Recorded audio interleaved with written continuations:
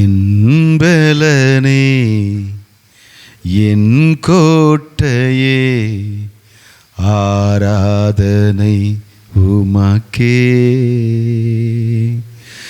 என் பலனே, என் கோட்டையே, ஆராதனை உமக்கே. மறைவிடமே, என் உறைவிடமே, ஆராதனை உமக்கே.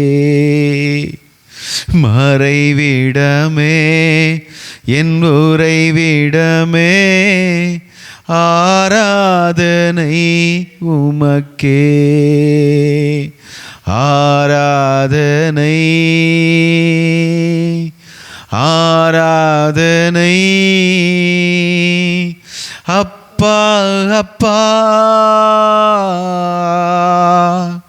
உங்களுக்குத்தான்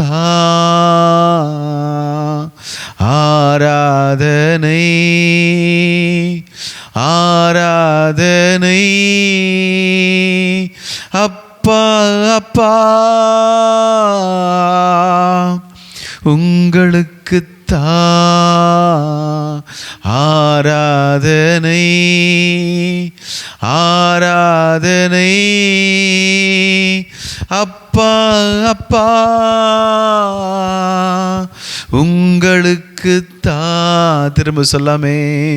என் பலனே, என் கோட்டையே, ஆராதனை உமக்கே.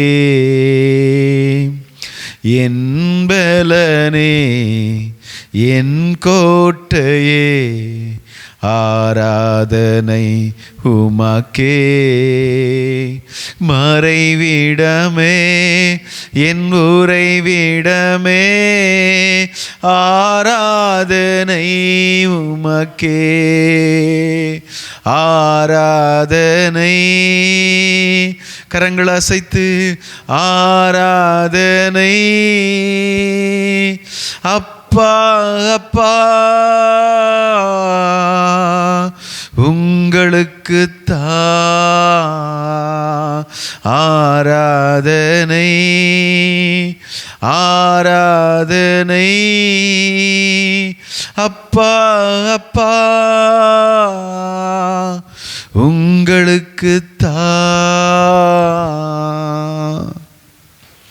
பரலோக பிதாவே, இயேசுவின் நாமத்தில் இப்படி சமூகத்து வருகிறோம். கர்த்தர் எங்களோடு கூட பட்சமாய் பேசும். உங்கள் நாமம் உயரட்டும், நாங்கள் சிறுகவும் நீர் பெருகவும் உம்முடைய கரத்தில் தாழ்த்துக்கிறோம். இயேசுவின் மூலம் நல்ல பிதாவே, ஆமேன் ஆமேன். நாம் இப்பொழுதும் கூட ஆதியாகமம் புஸ்தகம் 14வது அதிகாரம் 14வது வசனத்தை நாம் வாசிக்க போகிறோம். ஒருவர் 14வது அதிகாரம் 14வது வசனத்தை ஒருவர் வாசிப்போம். தன் சகோதரன் சிறையாக கொண்டு போகப்பட்டதை ஆபிரகாம் கேள்விப்பட்ட போது அவன் தன் வீட்டில் பிறந்த கைப்படிந்தவர்களாகிய 318 ஆட்களுக்கும் ஆயுதம் தரிப்பித்து தான் என்னும் ஊர் மட்டும் அவர்களை தொடர்ந்து இராக்காலத்திலே அவனும் அவன் வேலைக்காரரும் பிரிந்து பவுஞ்சுகளாய் அவர்கள் மேல் விழுந்து அவர்களை முறியடித்து தமஸ்குவுக்கு இடப்புறமான ஓப்பா மட்டும் துரத்தி சகல விதமான பொருட்களையும் திருப்பி கொண்டு வந்தான். Amen. Praise the Lord Jesus. Hallelujah. பிரியமான தேவ ஜனமே, இங்கு ஆபிரகாமின் சகோதரனாய் இருக்கிற ஆரான், அவனுடைய மகன் லோத்து தன்னோடு கூட வந்து தேவனுடைய அழைப்பு பெற்ற போது அவனோடு கூட அவன் கடந்து வருகிறதை நாம் படித்திருக்கிறோம்.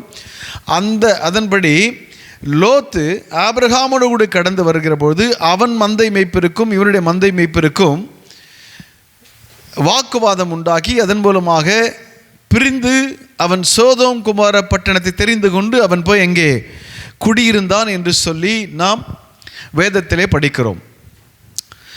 அதன் பிரகாரமாக அவன் சோதோம் பட்டணத்திலே குடியிருக்கிற பொழுது 4 ராஜாக்கள் எழும்பி வந்து சோதோம் மேல் யுத்தம் பண்ண ஆரம்பித்த போது சோதோம் தோற்கடிக்கப்பட்டது. தோற்கடிக்கப்பட்ட சமயத்தில் அங்கிருக்கிற ஜனங்களுடைய பொருட்களையும் ஆடு மாடுகளையும் மிருகஜீவன்களையும் அவர்களுடைய உடைமைகளை எல்லாவற்றையும் கொள்ளையடித்து கொண்டு கடந்து சென்றார்கள். அப்பொழுது அங்கே லோத்து குடியிருந்ததினாலே லோத்துவினுடைய மந்தைகளும் அவனுடைய உடைமைகளும் அவனுடைய மனைவி பிள்ளைகள் யாவற்றையும் அவர்கள் கொள்ளையடித்து கடந்து சென்றதாக வேதத்தில் சொல்லப்பட்டிருக்கிறது. அந்த சொல்லப்பட்ட செய்தியை ஆபிரகாம் கேள்விப்பட்ட போது அவன் தன் சகோதரன் சிறைப்பிடிக்கப்பட்டான் என்று கேள்விப்பட்ட உடனே அவன் தன் வீட்டில் பிறந்த கைப்படிந்த ஆட்களுக்குள்ளாக 318 பேருக்கு, தன்னோடு கூட இருந்த அந்த 318 பேருக்கு ஆயுதம் தரிப்பித்து தன் சகோதரன் சிறைப்பட்டு போனான் என்பதை அறிந்து அவன் எந்த வழியிலே போனான் என்பதை விசாரித்து அவனை பின்தொடர்ந்து அவர்கள் மேலே விழுந்து அவர்களை முறியடித்து துரத்தி சகல பொருட்களையும் திருப்பி கொண்டு வந்தான் என்று நாம் படிக்கிறோம். பிரியமான தேவஜனமே, இன்றைக்கு நம்முடைய தேசத்தில் 148 கோடி ஜனங்களுக்கு மேலாக வாழ்ந்து கொண்டிருக்கிறார்கள். அதிலே வாலிபர்கள் எத்தனை பேர் சிறைப்பட்டு போயிருக்கிறார்கள். நம்ம நியூஸ் சேனல்களிலே, செய்திகளிலே, செய்தித்தாள்களிலே எத்தனை வாலிபர்கள் கலவரங்களிலே ஈடுபட்டு சிறைப்பிடிக்கப்பட்டிருக்கிறார்கள். எத்தனை வாலிபர்கள் போதை வஸ்துக்களுக்கு அடிமையாக்கப்பட்டு போதை வஸ்துக்களாலே சிறைப்பிடிக்கப்பட்டிருக்கிறார்கள். அது மாத்திர இச்சைகளுக்கும் சிற்றின்பங்களுக்கும் எத்தனை வாலிபர்கள் எத்தனை மனிதர்கள் பிடிக்கப்பட்டு போய் கொண்டிருக்கிறார்கள். இதையெல்லாம் கேள்விப்பட்டிருக்கிற நாம் நம்முடைய இருதயத்திலே என்ன யோசிக்கிறோம்? இங்கே ஆபிரகாம் தன்னோடு கூடியிருந்த லோத்து தன்னோடு தன்னுடைய ஜனங்களோடு கூட வாக்குவாதம் பண்ணி போய்விட்டான். அவன் எப்படியோ போகட்டும், நம்மோடு கூட யுத்தம் பண்ணி போனவன் தானே, அவன் போகட்டும் என்று சொல்லி சுயநலவாதியாக இல்லை. அவன் சிறைப்பிடிக்கப்பட்டான் என்பதை கேள்விப்பட்ட உடனே அவன் தன் வீட்டில் இருந்த மக்களை ஆயத்தப்படுத்தி அவர்களை திரும்ப சிறைப்பட்டு போன அந்த ஜனத்தை திரும்ப கொண்டு வருவதற்கு தன் இருதயத்தை ஆயத்தப்படுத்தினான். பிரியமான தேவஜனமே, இன்றைக்கு செய்தித்தாள்களிலும் செய்திகளிலும் அநேக பிள்ளைகள் சிறைப்பிடிக்கப்பட்டிருக்கிறதை கேள்விப்பட்ட நாம் என்ன செய்து கொண்டிருக்கிறோம்? உலகத்திலே யுத்தங்களையும் யுத்தத்தின் செய்திகளையும் கேள்விப்பட்டு கொண்டிருக்கிறோம். இன்றைக்கு இஸ்ரேல் தேசத்திலே ஈரான் தேசத்துக்கும் இஸ்ரேல் தேசத்துக்கும் யுத்தம் நடக்கிறது. எத்தனை மக்கள் பசினாலே வாடுகிறார்கள், எத்தனை மக்கள் எத்தனை மக்கள் மாண்டு கிடக்கிறார்கள், எத்தனை மக்கள் குண்டுகளினால் அடிபட்டு கிடக்கிறார்கள். இவைகளெல்லாம் கேள்விப்பட்ட பிறகு நம்முடைய இருதயத்தின் நிலை என்ன? தேவஜனமே, இன்றைக்கு நம்முடைய இருதயத்தின் நிலைமை எப்படியா இருக்கிறது? சிறைப்பட்டு போன நம்முடைய ஜனங்களுக்காக நாம் பரிதபிக்கிறோமா? சிறைப்பட்டு போன எத்தனை சிறு பிள்ளைகள், எத்தனை வாலிபர்கள், எத்தனை குடிக்க போதைகளுக்கும் அடிமையாய் போயிருக்கிறவர்களை குறித்து கேள்விப்படுகிற நாம் என்ன செய்து கொண்டிருக்கிறோம்? அவர்களை குறித்து ஒரு பாரம் இருக்கிறதா?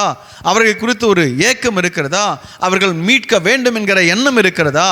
இன்றைக்கு ஆபிரகாமுடைய மனநிலை நமக்கு இருக்குமேயானால் நம் தேசம் சீக்கிரமாக மீட்கப்படும்.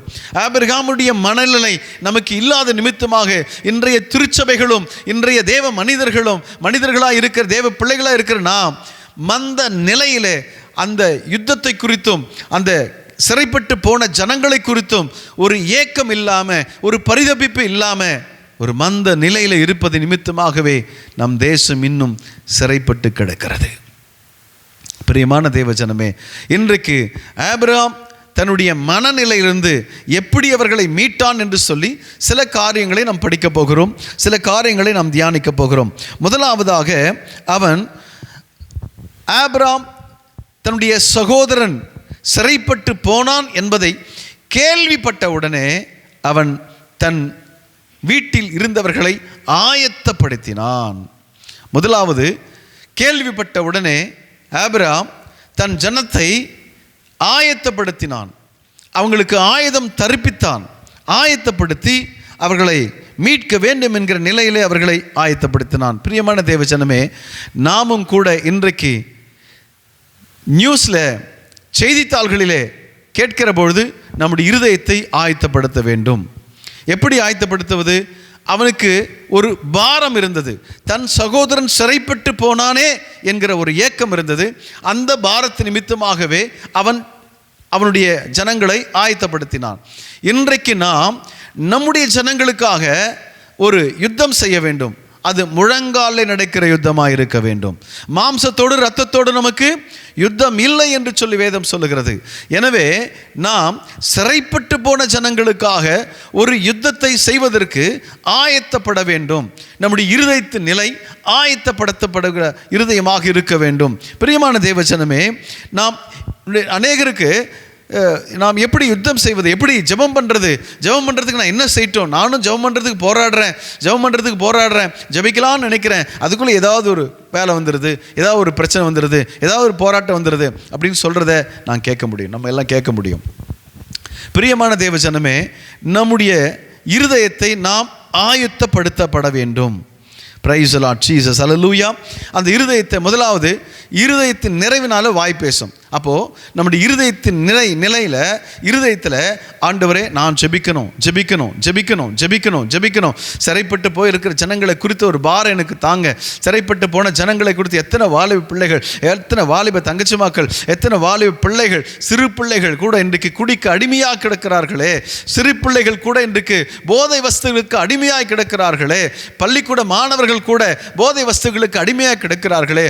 ஆண்டவரே, அவர்களுக்காக நான் ஜெபிக்கணும், அவர்களுக்காக ஜெபிக்கிற இருதயத்தை எனக்கு தாங்க, அப்படிப்பட்ட ஒரு பாரத்தை எனக்கு கொடுங்கன்னு சொல்லி நாம் இருதயத்தை ஆயத்தப்படுத்தப்பட வேண்டும். முதலாவது நம்முடைய சிந்தையில் அதை கொண்டு வந்து அதை ஆயத்தப்படுத்தி ஆண்டவரிடத்தை கேட்டுகிட்டே இருக்கணும்.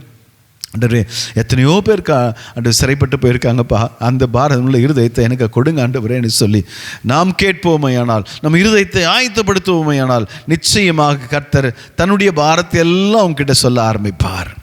ரெண்டாவது, ஜெபிக்கிற நேரத்தை நாம் ஒழுங்குபடுத்தணும். அதுதான் ஆயத்தப்படுத்துறது. ஜெபிக்கிற நேரத்தை, நான் எப்போ வேணாலும் ஜெபம் பண்ணுவேன், எப்போ வேணாலும் இருப்பேன், எப்படி நான் கிடைக்குதோ அப்பெல்லாம் ஜெபம் பண்ணுவேன், அதெல்லாம் வேண்டாம். நமக்குன்னு ஒரு ஜெப நேரம் இருக்க வேண்டும். ஆதி திருச்சபையில் ஜெப நேரம் இருந்தது. அப்போஸ்தலர் 3ஆம் அதிகாரம் முதல் வசனத்தை எடுத்து வாசித்து பாருங்க. அப்போஸ்தலர் 3ஆம் அதிகாரம் முதல் வசனம்.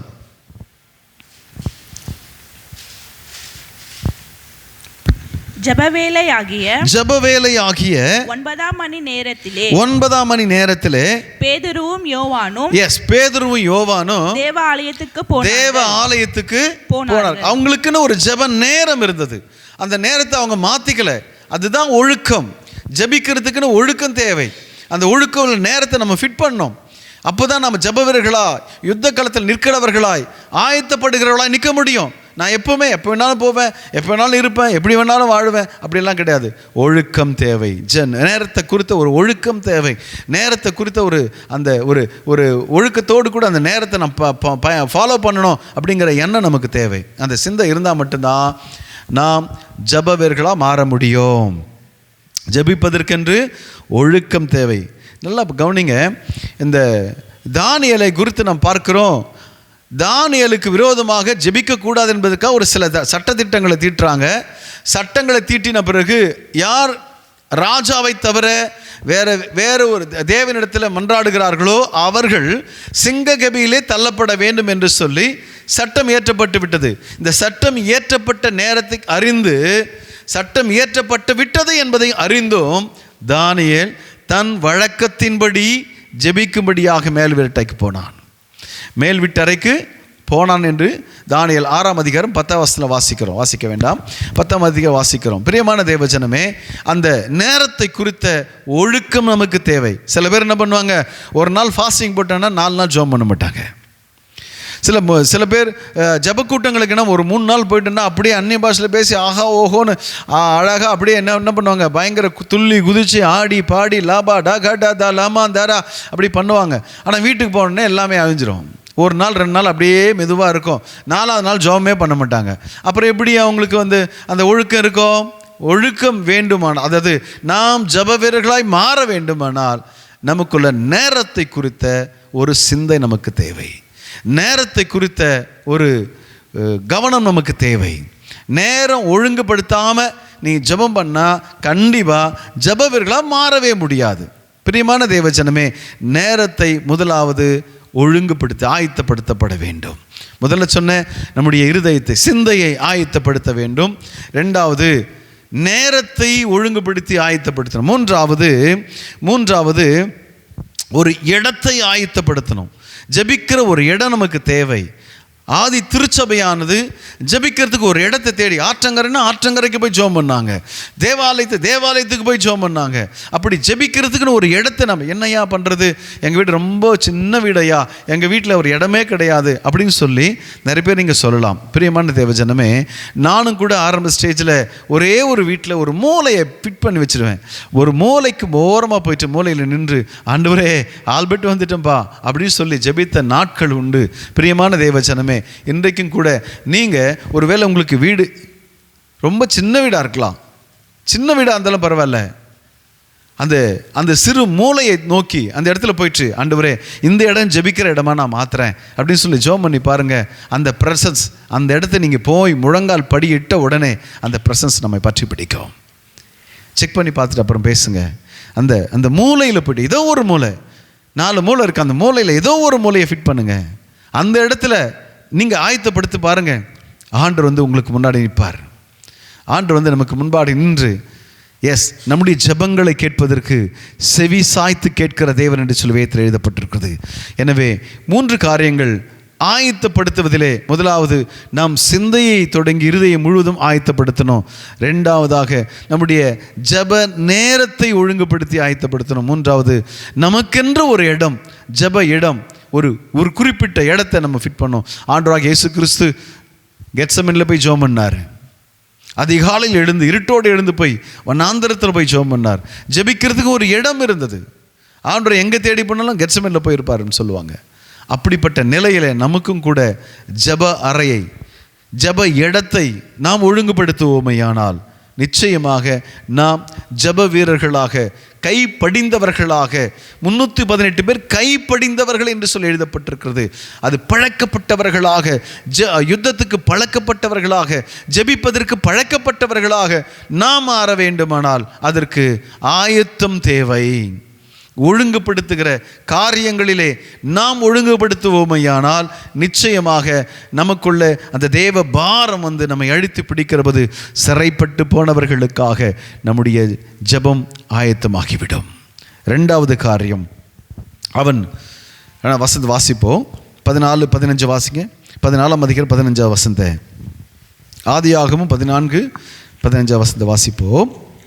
ராக்காலத்திலே அவனும் அவன் வேலைக்காரர்களும் பிரிந்து பவுன்சுகளாய் அவர்கள் மேல் விழுந்து தொடர்ந்து போய் அது ஒரு வசனம் இருக்கும் பாருங்க. 14ஆம் வசனத்தை வாசிங்க திரும்பவும்.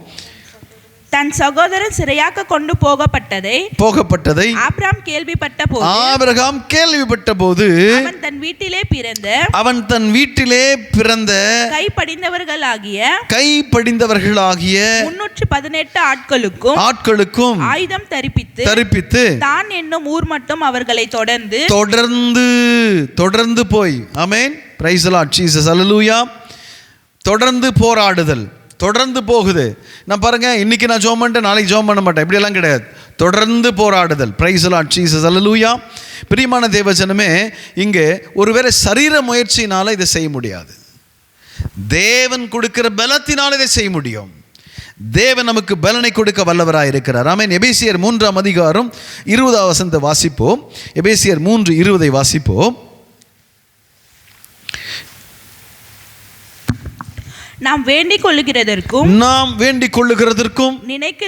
நினைப்பதற்கும் மிகவும் அதிகமாய் நமக்கு உள்ளே கிரியை செய்கிற வல்லமையின்படியே நமக்கு செய்ய வல்லவராகிய அவருக்கு. Amen amen. Praise the Lord Jesus. Alleluia. பிரியமான தேவஜனமே, நாம் ஜெப வீரர்களாய் மாற வேண்டுமானால் தொடர்ச்சியான ஒரு போராட்டம் தேவை. ஒருவேளை அது மாம்சத்திலே நடக்குமையானால் அது ஒரு கேள்விக்குறியா இருக்கும். ஆனால் மாம்சத்தில் ஆரம்பிப்போம், முடிவில் நம்ம ஆவியில தான் முடிக்கணும். ஆமென். ஆவியில் முடிக்கணும்னு சொன்னால் நமக்குள்ளே கிரியை செய்கிற ஒரு வல்லமை கிரியை செய்ய வேண்டும். அது பரிசுத்த ஆவியுடைய வல்லமை. பரிசுத்த ஆவியை தான் நம்ம ஜெபிக்க தூண்டி விடுவார். பரிசுத்த ஆவியுடைய பலம் தான் நமக்குள்ளே கிரியை செய்ய ஆரம்பிக்கும். ஜெபிக்க ஆரம்பிக்கணும்னு நம்முடைய சிந்தையை ஆயத்தப்படுத்தினோமே ஆனால் நம்முடைய பரிசுத்த ஆவியை, நமக்கு கொடுக்கப்பட்டிருக்கிற பரிசுத்த ஆவியானவர் உள்ளே கிரியை செய்ய ஆரம்பிப்பார். நமக்கு உள்ளே கிரியை செய்கிற அந்த பரிசுத்த ஆவியின் கிருபையினாலே நாம் தொடர்ச்சியான ஒரு போராட்டத்துக்கு, தொடர்ந்து போகிற ஒரு போராட்டத்துக்கு, விடாமுயற்சியாய் செய்யப்படுகிற ஒரு போராட்டத்துக்கு நாம் கடந்து செல்வோம். பிரியமான தேவஜனமே, இங்கே கவனிக்க போகிறோம். மத்தேயு 15ஆம் அதிகாரம் ஒரு தொடர்ந்து செயல்பட்ட ஒரு சகோதரனுடைய காரியத்தை ஆண்டவர் நமக்கு எழுதி கொடுத்திருக்கிறார். மத்தேயு புத்தகம் 15ஆம் அதிகாரம் 21வது வசனம் தொடங்கி 28வது வசனம் முடிய வாசிப்போம். பின்பு இயேசு அவ்விடம் விட்டு புறப்பட்டு தீரு சீதோன் பட்டணங்களின் திசைகளுக்கு போனார். அப்பொழுது அந்த திசைகளில் குடியிருக்கிற கானானிய ஸ்திரீ ஒருத்தி அவரிடத்தில் வந்து ஆண்டவரே தாவீதின் குமாரனே எனக்கு இறங்கும். என் மகள் பிசாசினாலே கொடிய வேதனைப்படுகிறாள் என்று சொல்லி கூப்பிட்டாள்.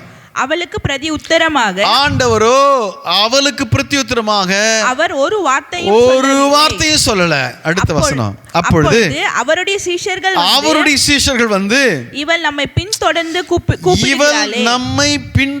கூப்பிட்டு கொண்டே வருகிறாள், இவளை அனுப்பிவிடும் என்று சொல்லி அவரை வேண்டிக் கொண்டார்கள். கவனிங்க, தொடர்ந்து வந்து கூப்பிடுற சகோதரி, அந்த கானானிய ஸ்திரீ கூப்பிட்ட போது ஆண்டவர் அவளுக்கு ஒரு மறு உத்தரவும் கொடுக்கல. ஆனா சீஷர்கள் சொல்றாங்க, ஆண்டவரே இவள் தொடர்ந்து வந்து கொண்டே இருக்கிறாள், இவளை அனுப்பிவிடும் என்று சொன்னபோது ஆண்டவர் அவர்களுக்கு பதில் சொல்லுகிறார். வாசிங்க. அதற்கு அவர் காணாமல் போன ஆடாகிய இஸ்ரவேல் வீட்டாருக்கு அனுப்பப்பட்டேனே என்று மற்றபடி அல்லவென்று சொன்னார். அவள் வந்து இப்ப பாருங்க, அங்க பதில் சொல்றாரு. இப்ப மறுபடியும் வரா. அவள் வந்து ஆண்டவரே எனக்கு உதவி செய்யும் என்று அவரை பணிந்து கொண்டாள். அவர் அவளை நோக்கி பிள்ளைகளின் அப்பத்தை எடுத்து நாய்க்குட்டிகளுக்கு போடுகிறது நல்லதல்ல என்று சொன்னால். பிரியமான தேவ ஜனமே, கவனிங்க, இவ தொடர்ச்சியா போராடிட்டு இருக்கிறா, தொடர்ச்சியா கேட்டுட்டே இருக்கிறா. கேட்கிறவங்க ஆண்டவரோ அவருக்கு பதிலே கொடுக்கல. சீஷர் வந்து கேட்கிறாங்க, அவருக்கு அவர் பதில் கொடுக்கிறார். திரும்பவும் வந்து இவளே பதில் சொல்றா, ஆண்டவரே பிள்ளைகளுடைய அப்பத்தை எடுத்து என்ன பண்ணுறேன், நாய்க்குட்டிகளுக்கு போடலாமே, நான் வந்து இஸ்ரவேல் வீட்டாருக்கு தான் அனுப்பினேன், மற்றவங்களுக்கு அல்லன்னு சொல்றாரு, மற்றவர்களுக்கு அல்லவென்று சொல்லுகிறார். அடுத்த வசனம் வாசிங்க. அதற்கு அவள் மெய்தான் ஆண்டவரே, ஆகிலும் நாய்க்குட்டிகள் தங்கள் எஜமான்களின் எஜமானுடைய மேஜையின் மேல் இருக்கிற மேஜையிலிருந்து விழும் துணிக்கைகளை தின்னுமே என்று சொன்னாள். இயேசு அவளுக்கு பிரதியுத்தரமாக, ஸ்திரீயே உன் விசுவாசம் பெரியது என்று சொன்னார். பிரியமான தேவஜனமே, கவனிங்கள், தொடர்ச்சியான ஒரு போராட்டம். ஆண்டவர் அவளை கண்டுகொள்ளவில்லை, பிரத்யுத்தரம் எதுவும் சொல்லல. அவ கேட்டுட்டே இருக்கிறான், பதில் சொல்லல, தொடர்ந்து வர்றான். சீஷர்கள் கூப்பிடுறாங்க, சீஷர்கள் கூப்பிட்ட பிறகு ஆண்டவர் அவங்களுக்கு பதில் கொடுக்கிறார், இவளுக்கு பதில் கொடுக்கிறார். திரும்ப வந்து ஆண்டவரே எங்களுக்கு இறங்கும் என்று சொல்லி, எனக்கு உதவி செய்யும் என்று சொல்லி, என் மகள் கொடிய பிசாசினால் பிடிக்கப்பட்டிருக்கிறாள், அவளுக்கு உதவி செய்யும், அவளை விடுவேயும் என்று சொல்லி கேட்கிற பொழுது, நான் இஸ்ரவேல் வீட்டாருக்கு தான் அனுப்பினேன், உனக்கு ஒன்றும் செய்ய முடியாதுன்னு சொன்னார். பிரியமான தேவஜனமே, ஆனா அவள் தொடர்ந்து கூப்பிட்டது நிமித்தமாக அவளுக்கு கர்த்தர் மனம் இறங்கி, ஸ்திரியே உன் விசுவாசம் பெரியது என்று சொன்னார். இன்றைக்கு அருமையா தேவ ஜனமே, இந்த காணொளி மூலமாக கேட்டுக்கொண்டிருக்கிற அருமை தேவ ஜனங்களே, நாம் ஜெப நேரத்தில் தொடர்ச்சியான ஒரு போராட்டம் நமக்கு தேவை. ஒருவேளை ஆரம்பத்தில் நமக்கு பதில் வராமல் இருக்கலாம், பதில் கிடைக்கலையா சோர்ந்து போக வேண்டாம், தொடர்ந்து போராடுவோம், தொடர்ந்து ஜெபிச்சுட்டே இருப்போம். சிறைப்பட்டு போனவர்களுக்காக ஆண்டவரே மனம் இறங்கும் என்று சொல்லி ஜெபம் பண்ணிட்டே இருப்போம். சிறைப்பட்டு போன வாலிப பிள்ளைகளுக்காக, வாலிப தங்கச்சி மக்களுக்காக, அநேக பிள்ளைகள் இன்றைக்கு குடிபோத வஸ்துக்களினாலே சிறைப்பட்டு போன எத்தனையோ ஜனங்களுக்கு சிறைப்பட்டதை கேள்விப்பட்டு இன்றைக்கு தேவ ஜனமானது உறங்கி கொண்டிருக்கிறது. நாமும் அப்படி இல்லாமல் ஆண்டவரே இந்த சிறைப்பட்டு போன ஜனங்களுக்காக நான் தொடர்ந்து போராடுவேன், தொடர்ந்து ஜெபிப்பேன் என்று சொல்லும் பொழுது நம் விசுவாசத்தை பார்த்து கர்த்தர் அவர்களை விடுவிக்க அவர் வல்லமையுள்ள தேவனாக இருக்கிறார் என்பதை மறந்து போகாம தொடர்ந்து ஜெபம் பண்ணுவோம், தொடர்ந்து போராடிக்கிட்டே இருப்போம். கர்த்ததாமே, கர்த்தர் நம்முடைய ஜெபத்தை கேட்டு அவர் நமக்கு நீதி செய்ய வல்லவராக இருக்கிறார். இன்னும் ஒரு உதாரணத்தை நாம் பார்க்க போகிறோம். யாத்திராகமம் புஸ்தகம் 32வது அதிகாரம் 10வது வசனத்தை வாசிப்போம். யாத்திராகமம் புஸ்தகம் 32:10 வாசிப்போம். ஆகையால் என் கோபம் இவர்கள் மேல் மூலவும், என் கோபம் இவர்கள் மேல் மூலவும், நான் இவர்களை அழித்து போடவும் நீ என்னை விட்டுவிடு, உன்னை பெரிய ஜாதியாக மாற்றுவேன் என்று சொல்லார். யாருங்க? ஆண்டவர் மோசேயிடம் பேசுறார். கன்றுக்குட்டி நிமித்தமாக ஆண்டவருடைய இருதயம் கொதிக்கிறது. கன்றுக்குட்டியை இஸ்ரவேல் ஜனங்க செஞ்சுட்டாங்க. முதல் கட்டளையே கர்த்தர் சொன்னார். மோசேயிட்ட முதல் கட்டளையே அந்த சீனா மேலே கொடுக்கிற பொழுது என்னை அன்றி வேறு தேவர்களை உண்டாக்க வேண்டாம் என்று சொன்னார். ஆனால் இவர்களோ அந்த கட்டளையை மீறுவதற்கு முதல் செய்த பாவம், இஸ்ரவேல் ஜனங்கள் கன்றுக்குட்டியை உண்டாக்கி விட்டார்கள். கன்றுக்குட்டியை உண்டாக்கிய நிமித்தமாக ஆண்டுடைய இருதயம் கோபப்படுகிறது, வேதனை கொந்தளிக்கிறது. என்னை விடு. வசனத்தை திரும்ப வாசி பாருங்க. ஆகையால் என் கோபம் இவர்கள் மேல் மூலவும், நான் இவர்களை அழித்து போடவும் நீ என்னை விட்டுவிடு. பாருங்க, அப்ப பாருங்க, மோசே விடாத நின்னுட்டு இருக்கான். எங்க இந்த ஜனங்களை அழிக்கிறேன்னு சொல்றாரு ஆண்டவர், கோபப்பட்டு கொண்டிருக்கிறார். பிரியமான தேவஜன், நல்லா கவனிங்க. ஜெபிக்கிற ஒரு மனுஷனால தேவனுடைய கோபத்தை ஆற்ற முடியும். ஜெபிக்கிற ஒரு மனுஷனால தேவன் அந்த ஜனத்தை அழிப்பதற்கு பதிலாக அங்க நின்று கொண்டு ஜெபிப்போமா, ஆனால் அந்த மனுஷனை தாண்டி கர்த்தர் போக மாட்டார். என்னை விடுன்னு தான் கேட்பார். நம்மகிட்ட பர்மிஷன் கேட்டு தான் அழிப்பார். என்னை விட்டு ஜெபிக்கிற தேவ மனிதர்களே, இன்றைக்கு கர்த்தருடைய வார்த்தை, நல்ல வார்த்தை சொல்றேன். நீங்க ஜெபிப்பீர்கள் ஆனால், அவருக்கு முன்பாக நின்று ஆண்டவர்கிட்ட போராடி ஜெபிப்பீர்கள் ஆனால், உங்களை ஆண்டவர் சொல்வார், என்னை விடு, நான் உங்களை அடிப்பேன்னு சொல்லுவார். உன்னுடைய அனுமதி இல்லாமல் செய்ய மாட்டார். ஜெபிக்கிற மனிதர்களை இன்றைக்கும் கர்த்தர் தேடுவதற்கான காரணம், அவருக்கு இருதயம் ஜனங்க மேலே பரிதபிக்கிறதையா. இன்றைக்கு போராடி ஜெபிக்கிறவர்கள் மனிதர்கள் தேவை. தேசத்திற்காக திறப்பில் நின்று ஜெபிக்கிற மனிதர்கள் தேவை. இங்கே பாருங்க, மோசே தன் ஜனங்களுக்காக எப்படி போராடுறாங்க கவனிங்க. அடுத்த 11 வசனம் வாசிங்க. 32:11 யாத்திராகமம் புஸ்தகம் 32:11-13 மல்லி வாசிப்போம். மோசே தன் தேவனாகிய கர்த்தரை நோக்கி கர்த்தாவே தேவரீர் மகாபலத்தினாலும் வல்லமையுள்ள கரங்களினாலும் கரத்தினாலும் எகிப்து தேசத்திலிருந்து புறப்பட பண்ணின உம்முடைய ஜனங்களுக்கு விரோதமாக உம்முடைய கோபம் பற்றி எரிவதென்ன. பாரு, இவங்க ஆண்டவருக்கு விரோதமா செஞ்சுட்டாங்க. இங்கே மோசே ஜெபங்க, ஆண்டவரே உம்முடைய ஜனங்களுக்கு விரோதமாக உங்கள் கோபம் பற்றி. கவனிங்க, ஜெபிக்கிற ஒரு மனுஷன் கர்த்தரிடத்தில் அவருடைய கோபத்தை தடுக்க முடியும். அவருக்கு முன்பாக நிற்க யாரால முடியாது. ஆனால் ஜெபிக்கிற ஒரு மனுஷன் அவங்க ஆண்டவருக்கு முன்னால் நின்று, ஆண்டவரே மன இறங்கும், ஆண்டவரே இவங்களுக்கு மேலே உங்கள் கோபம் பற்றியவர் எரிவது என்ன கேட்க முடியும். ஏன்னா ஜெபிக்கிற மனுஷன் அவருடைய சிநேகிதனா மாறுவான். ஜெபிக்கிற ஒரு மனுஷன் கர்த்தருடைய சிநேகிதனா மாற முடியும். கர்த்தருடைய கோபத்தை ஆற்ற முடியும். அவருடைய கோபத்தை தடுக்க முடியும். அவருக்கு முன்பாக நின்று, ஆண்டவரே மன இறங்குன்னு ஒரு கேட்கிற ஒரு தேவ மனுஷனால தேவ கோபம் ஆறும். வாசிங்க, அடுத்த வசனம் வாசிங்க. மலைகளிலே அவர்களை கொன்று போடவும் பூமியின் மேல் இராதபடிக்கு அவர்களை நிர்மூலமாக்கவும் அவர்களுக்கு தீங்கு செய்யும் பொருட்டு அவர்களை புறப்பட பண்ணினீர் என்று சொல்லி எகிப்தியர் சொல்லுவாங்களே, புறஜாதியர் சொல்லுவாங்களே, ஆண்டவரே வேண்டாயா, ஆண்டவரே மனம் இறங்கோ, இரக்கத்தில் ஐஸ்வர்யம் உள்ள தேவனே மனம் இறங்கும் என்று சொல்லி தேவ சமூகத்தில் ஆண்டவரே அவர்கள் மேல் பரிதாபம் கொள்ளும் என்று சொல்லி தேவ சமூகத்தில் போராடி ஜெபிக்கிற ஒரு தேவ மனிதனாக இங்கே மோசே இருக்கிறதை பார்க்க முடியும். இன்றைக்கு நாம் போராடி ஜெபிக்கிறவர்களாக விடாம தொடர்ந்து ஜெபிக்கிறவர்களாக இருப்போமேயானால் தேசத்தின் அழிவுகள் மாற்றப்படும்.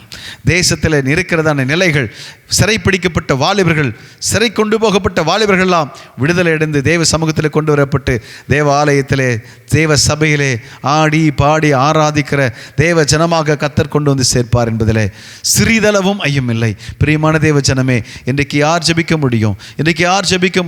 தேவ கோபத்தை யார் ஆற்ற முடியும்? ஜெபிக்கிற ஒரு மனுஷன் மட்டுமே தேவனுடைய கோபத்தை ஆற்ற முடியும். தேவனுக்கு முன்பாக நின்று ஆண்டவரே மனம் இறங்க சொல்ல முடியும். ஆண்டவரே இறங்க சொல்றாரு, என்னை விட்டு விடு, நான் இவர்களை அழிப்பேன். அப்போ ஆண்டவரையே தடுக்கக்கூடியது ஒரு ஜெபம். ஆண்டவருடைய கோபத்தை தடுத்து நிறுத்துவது ஒரு மன்றாடி ஜெபிக்கிற, போராடி ஜெபிக்கிற ஒரு மனுஷனுடைய ஜெபம் இருக்கும். அப்போ எவ்வளவு முக்கியமானது இந்த ஜெபம் என்பதை நீங்கள் புரிந்து கொண்டு சிறைப்பட்டு போனவர்களுக்காக யாராவது ஒருவர் திறப்பில் நின்று ஜெபிக்க மாட்டார்களா என்று சொல்லி ஆண்டவர் உள்ளம் ஏங்கிக்கிட்டே இருக்கிறது. இன்றைக்கு ஜெபம் பண்ணுவீங்களா? தேவஜனமே, தேவ சபையே, ஜெபம் பண்ணுவீங்களா? கர்த்தர் எதிர்பார்க்கிறார். உங்களுடைய ஜெபத்தை, என்னுடைய ஜெபத்தையும் கர்த்தர் எதிர்பார்த்து காத்திருக்கிறார். போராடி ஜெபிப்போம், போராட்டத்தில் நிச்சயம் வெற்றி பெறுவோம். ஆமீன். அடுத்ததாக இன்னொரு காரியத்தை நாம் தியானிக்க போகிறோம். நிறைய விஷயங்கள் இருக்குது, சொல்ல முடியாமல் நம்ம முடிக்கிறோம். அடுத்ததாக திரும்ப அந்த வசந்த வாசியம் 14ஆம் அதிகாரம் 15, ஆதியாகமம் புஸ்தகம் 14:15. ராக்காலத்திலே அவனும் அவன் வேலைக்காரரும் பிரிந்து பவுஞ்சுகளாய் அவர்கள் மேல் விழுந்து அவர்களை முறியடித்தான். ஆமென் சொல்லுங்க பாப்போம்.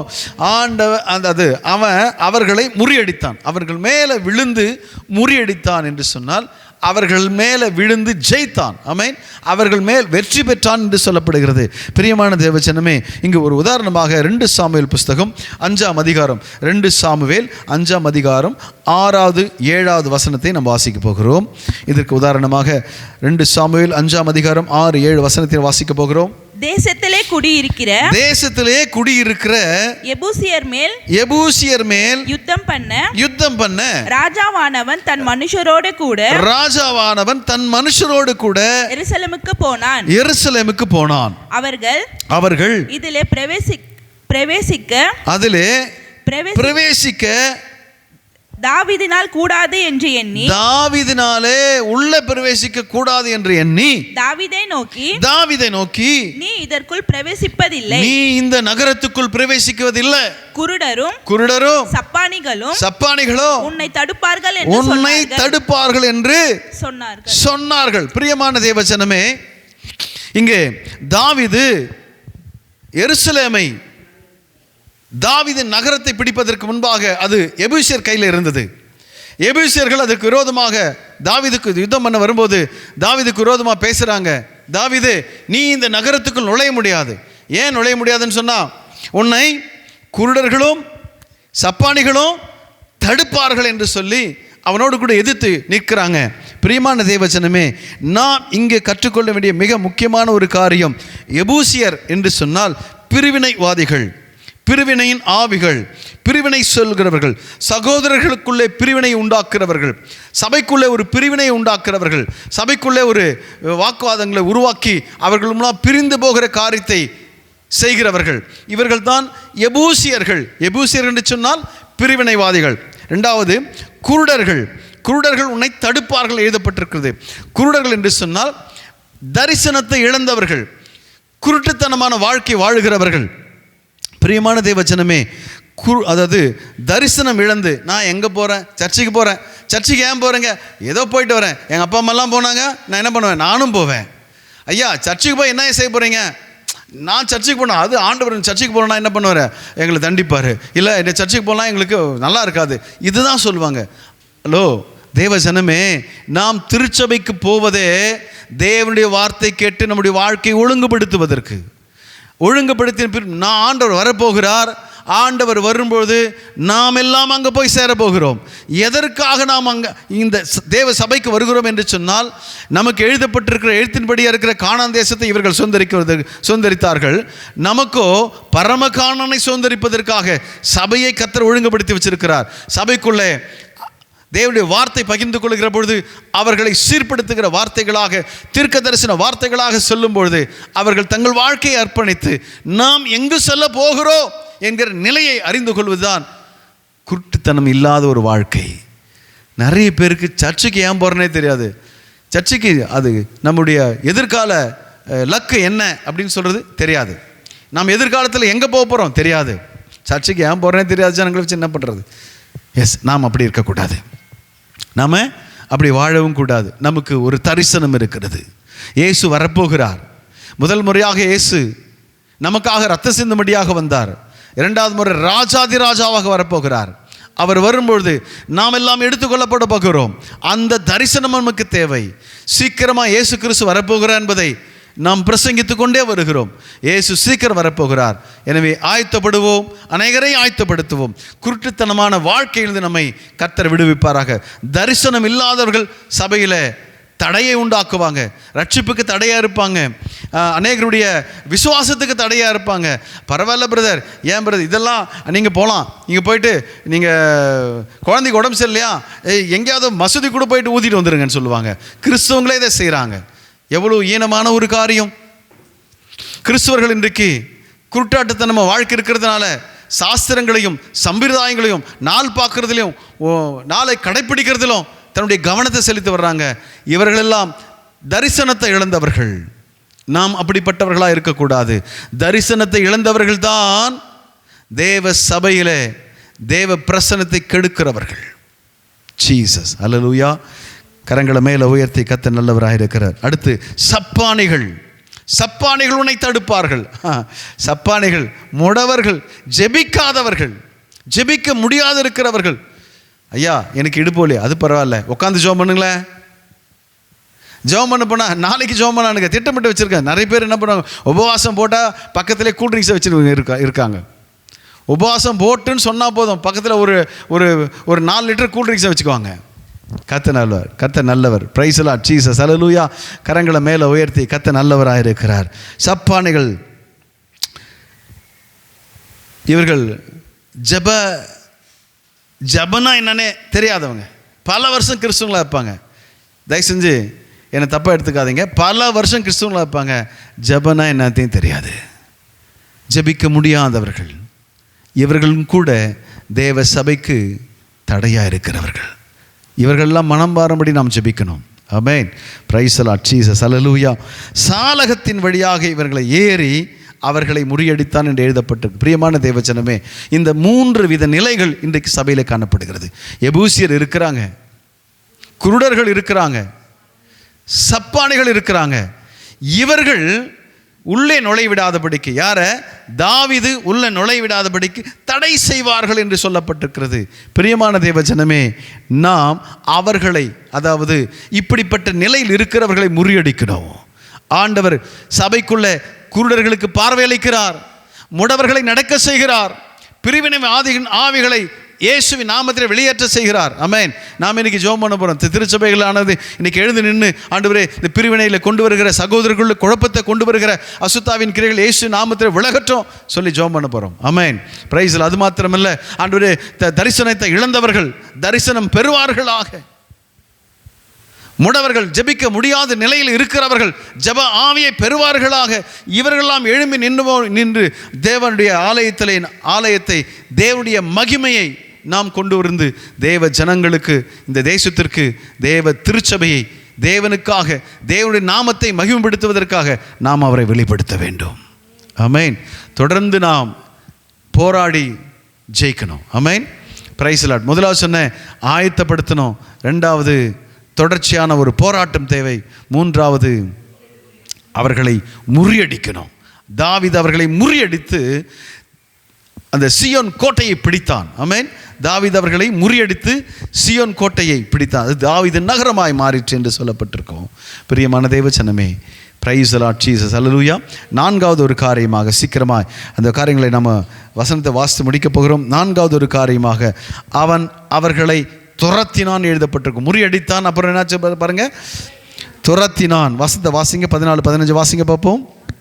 ராக்காலத்திலே அவனும் அவன் வேலைக்காரரும் பிரிந்து பவுஞ்சுகளாய் அவர்கள் மேல் விழுந்து அவர்களை முறியடித்து தமஸ்குவுக்கு இடது புறமான ஒப்பா மட்டும் துரத்தி. Amen. Praise the Lord. Hallelujah. துரத்தினான். Praise the Lord Jesus. Hallelujah. Yes. லேவியராகும் புஸ்தகம் 26ஆம் அதிகாரம் 7-8 வசனங்களை வாசிங்க பார்ப்போம். லேவியராகும் புஸ்தகம் 26 7ஆம் வசனம் 8ஆம் வசனம். உங்கள் சத்துருக்களை துரத்துவீர்கள். கர்த்தருடைய வாக்குத்தத்தம். ஆமென். உங்கள் சத்துருக்களை துரத்துவீர்கள். அப்புறம் அவர்கள் உங்கள் முன்பாக பட்டயத்தால் விழுவார்கள். உங்களில் 5 பேர் 100 பேரை துரத்துவார்கள். உங்களில் 100 பேர் 10,000 பேரை துரத்துவார்கள். உங்கள் சத்துருக்கள் உங்களுக்கு முன்பாக பட்டயத்தால் விழுந்து போவார்கள். ஆமென். கரங்களை தட்டி தேவநாமத்தை மகிமைப்படுத்தும். பிரியமான தேவ ஜனமே, 5 பேர் 100 பேர் துரத்துவாங்க. கர்த்தருடைய வாக்குத்தத்தம் சொல்லுகிறது. ஆமென். கர்த்தருடைய வாக்குத்தத்தம் சொல்லுகிறது, 5 பேர் 100 பேரை துரத்துவாங்க. 100 பேர் சேர்ந்தா 10,000 பேரை துரத்த முடியும். ஆமென். 5 பேர் கூட்டாக நின்று ஜெபம் பண்ணுவோமே, ஆனால் 100 பிசாசுகளை துரத்த முடியும். 100 பேர் நாம் ஒன்று சேர்ந்து போனால் 10,000 பிசாசுகளை இந்த தேசத்தை விட்டு துரத்த முடியும். Amen. Praise the Lord Jesus. Hallelujah. Hallelujah. Amen. கர்த்தர் நல்லவர். ஆமென். என்னாகும் புஸ்தகம் 31:49 வாசித்து பாருங்க. ரொம்ப ஆச்சரியமான ஒரு வசனம் வாசிங்க. என்னாகும் புஸ்தகம் 31ஆம் அதிகாரம் 49ஆம் வசனம். உமது ஊழியக்காரராகிய நாங்கள் எங்கள் கையின் கீழ் இருக்கிற யுத்த மனிதரை தொகை பார்த்தோம். அவர்களுக்குள்ளே ஒரு ஆளும் குறையவே இல்லை. கரங்களை தட்டி ஒரு ஆளு கூட குறையல. காரணம், கணக்கு போட்டு பார்த்தேன், யுத்தத்தில் நிக்கிறாங்க, கணக்கு போட்டு பார்த்தேன், ஒருத்தர் கூட குறையல. Amen. Amen. Praise the Lord. Hallelujah. பிரியமான தேவ ஜனமே, காரணம் ஜெபம். நம்ம திருச்சபையில் ஒரு ஆளு கூட இனிமே குறையக்கூடாது. ஆட்கள் பெருகிட்டே இருக்கணும். திருச்சபையில் ஆட்கள் ஆண்டவர் தினம் தினம் கூட்டிக் கொண்டே இருக்கணும். ஒரு ஆளும் குறையக்கூடாது. அந்த ஒரு ஆளும் குறையல. இவங்க பாருங்க, கணக்கு போட்டு பார்க்குறாங்க, ஒரு ஆளும் குறையல. ஆமென். கர்த்தர் அவர்களோடு கூட இருக்கிறார். ஆமென். ஜீசஸ். ஹல்லேலூயா. அவர்கள் 5 பேர் 100 பேரை துரத்துறாங்க. கர்த்தருடைய வாக்குத்தத்தம் அது. நீங்கள் பிசாசுகளை துரத்துவீர்கள். கர்த்தருடைய வாக்குத்தத்தம். Amen. Praise the Lord Jesus. Hallelujah. நீங்கள் பிசாசுகளை துரத்துவீர்கள். இது கர்த்தருடைய வாக்குத்தத்தம். Praise the Lord Jesus. அது மாத்திரமல்ல, சத்துருவின் சகல வல்லமைகளையும் மேற்கொள்ளுகிற அதிகாரத்தை நான் உனக்கு கொடுக்கிறேன்னு சொல்றாரு. அப்போ அவ்வளவு அதிகாரத்தை நாம் பெற்றுக்கொண்டு, இவ்வளவு வாக்குத்தத்தங்களை பெற்றுக்கொண்டு நாம் ஏன் இன்னும் சும்மா இருக்கிறோம்? அந்த வாக்குத்தத்தங்களை எடுத்து துரத்தணும். சொல்லுங்க. துரத்திட்டா இந்த தேசத்தில் இருக்கிறதான கோடான கோடியே பிசாசுகளை, கோடான கோடி இருக்கிறத கோடான கோடி தூதர்கள், விழுந்து போன தூதர்களை நாம் 5 பேர் 100 பேர் 1000 பேர் ஒன்று சேர்ந்து யுத்தம் பண்ணுவோமே, ஆனால் எல்லா பிசாசுகளும் வானமண்டலத்தில் எல்லாமே என்ன பண்ணோம்? துரத்தப்பட்டு ஓடுவோம். Amen. Praise the Lord Jesus. Hallelujah. நாம் அவர்களை துரத்த வேண்டும் என்கிற அதிகாரம் கொடுக்கப்பட்டிருக்கிறது. ஆமென். அவைகளை துரத்த முடியும். பொல்லாத பிசாசு இந்த சரீரத்தை விட்டு வெளியே போனால் போயிடும். ஆமென். பொல்லாத பிசாசை, இந்த வியாதியை கொண்டு வருகிற அசுத்தாவி, ஏன்னா ஆண்டவராக இயேசு கிறிஸ்து செய்திருக்கிறார். நான் செய்தவைகளை நீங்களும் செய்ய, என்னை விட மேலான காரியங்களை செய்வேன்னு சொல்லி கர்த்தர் நமக்கு வாக்கு பண்ணியிருக்கிறார். பிரியமான தேவச்சனமே, ஜெபிப்பதை மாத்திரம் விடவே கூடாது. எத்தனை போராட்டங்கள் வந்தாலும் நாம் போராடி கொண்டே இருப்போம், என்றால் ஜெயம் பெற்றுட்டே இருப்போம். ஜெயம் பெற்ற நாம் துரத்தணும். அவனை அங்கே விடவே கூடாது. ஜெயம் பெற்றுட்டுன்னு சொல்லிட்டு சும்மா விட்டுறக்கூடாது. இடத்த காலி பண்ண சொல்லணும். ஆமே, நம்ம இடத்த கர்த்தர் நமக்கு கொடுத்த பூமியின் சுதந்திரம், நமக்கு கொடுத்துருக்கிற அந்த சுதந்திரத்தை நம்ம கிட்டேருந்து வாங்கி நம்ம மிரட்டிருக்கான். எனவே தேவஜனமே அவனை துரத்தணும். ஆமேன். 5வது ஒரே ஒரு காரியத்தை பார்த்து முடிக்கலாம். சகலத்தையும் திருப்பி கொண்டான். என்னது? துரத்தி அவன் என்ன பண்ணாங்க? அடுத்து சகல பொருட்களையும் திருப்பி கொண்டு வந்தான். Price the Lord. 16ஆம் அதிகாரத்தில் சொல்ல சகல பொருட்களையும் திருப்பி கொண்டு வந்தான். தேவஜனமே, இன்றைக்கு ஜெபத்திலே போராடி கொண்டிருக்கிற நாம் எத்தனை பேரை இழந்திருக்கிறோம்.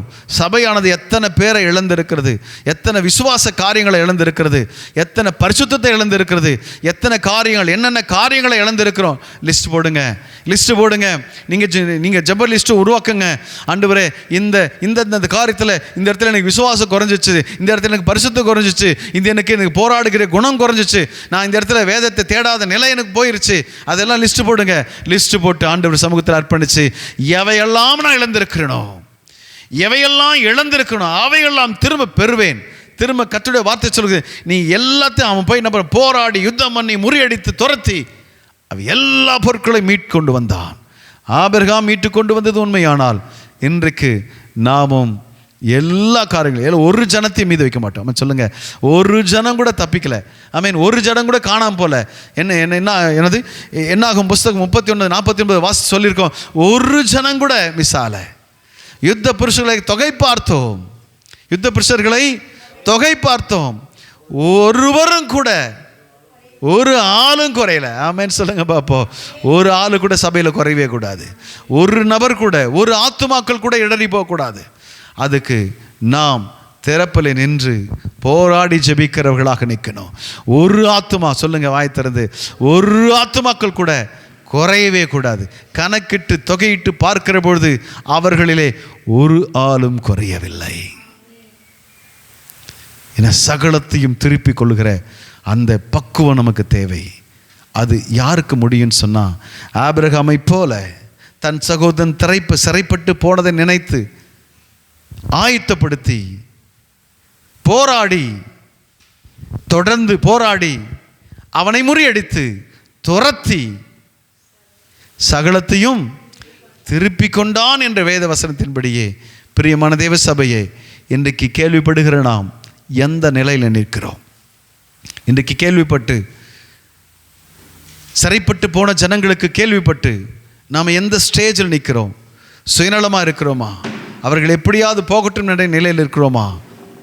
அப்படி இல்லை. இன்னைக்கு திருச்சபையானது ஆயத்தப்பட வேண்டும், ஆயத்தப்பட வேண்டும். எத்தனை தெய்வ மனிதர்கள் திறப்பில் நிற்க போகிறோம். திருச்சபையானது இன்னைக்கு திறப்பில் இருக்குமே ஆனால் ஒரு நபரும் குறைந்து போகக்கூடாது.